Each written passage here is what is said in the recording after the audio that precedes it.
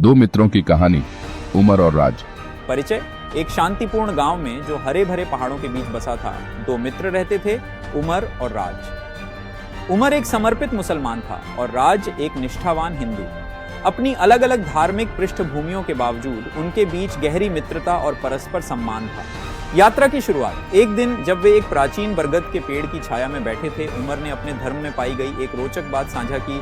उमर ने शुरुआत की, मुझे हाल ही में कुरान में कुछ आयतें मिलीं जो गर्भ में इंसान के विकास का वर्णन करती हैं।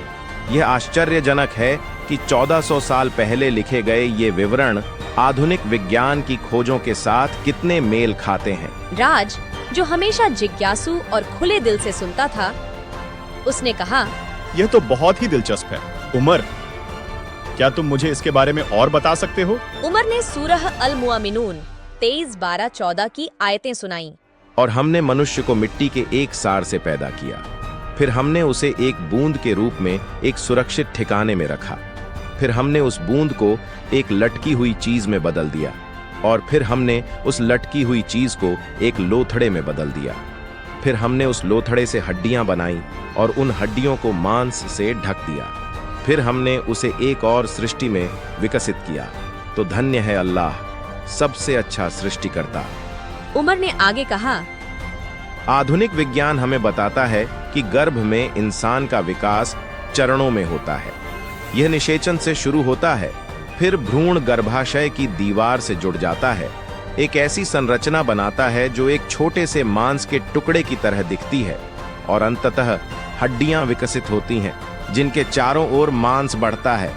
क्या यह अद्भुत नहीं है कि यह कुरानिक विवरण के साथ कितना मेल खाता है? यह वास्तव में अद्भुत है। उमर, यह देखकर आश्चर्य होता है कि प्राचीन ग्रंथ आधुनिक वैज्ञानिक खोजों के साथ कैसे मेल खा सकते हैं। हिंदू धर्म में भी हमारे पास सृष्टि और जीवन के चमत्कारों के बारे में गहन ग्रंथ हैं। साझा करना और सीखना। राज ने हिंदू शास्त्रों से सृष्टि और ब्रह्मांड के निर्माण के बारे में कुछ जानकारियां साझा की, और दोनों ने अपनी अपनी परंपराओं में समाहित ज्ञान की सराहना की। उन्होंने महसूस किया कि जबकि उनकी राहें अलग थीं, ज्ञान और सत्य की अंतिम खोज एक सामान्य धागा था जो उन्हें एकजुट करता था। निष्कर्ष। जैसे ही सूरज ढलने लगा और गांव पर सुनहरी आभा बिखेर दी, उमर और राज ने एक संकल्प लिया। उन्होंने तय किया कि वे अपने विश्वासों और जानकारियों को एक दूसरे के साथ साझा करना जारी रखेंगे और इस प्रकार अपने धर्मों की गहरी समझ और सम्मान विकसित करेंगे।